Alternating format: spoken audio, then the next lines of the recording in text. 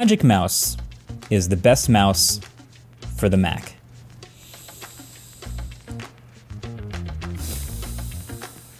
You know, y'all are really pushing this one.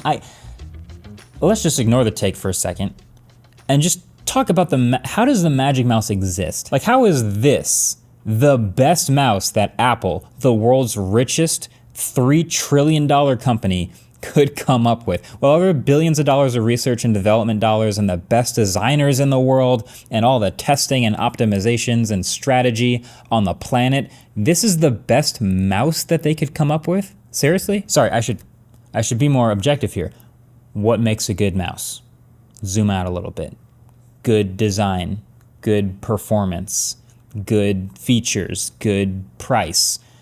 The best mouse cannot have a fatal flaw in more than one of these fundamental categories. And we all know about the fact that the only way to charge it is a lightning port, and they put that port at the bottom of the mouse, so you literally can't even use it while you're waiting for it to charge. It might only happen once a month, but that's more than it should ever happen. But on top of that, it's also terrible ergonomically. I mean, there's a reason why all the other best mice in the world have an arch to rest your hand. But look, Oliver's a smart guy.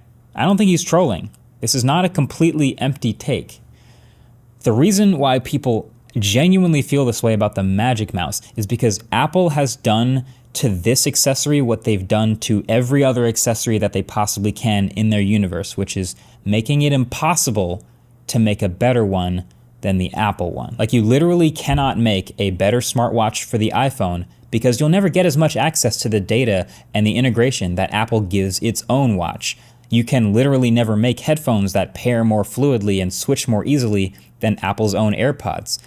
And the Magic Mouse, well, the Magic Mouse has smooth scrolling. Literally, the best and only good feature about the Magic Mouse is that it has really smooth scrolling and gestures. So you can scroll up and down with one finger and it just flows with the inertia of a touchscreen. Like, you can toss web pages and apps around and catch them with this smooth scrolling. You can two-finger swipe between spaces.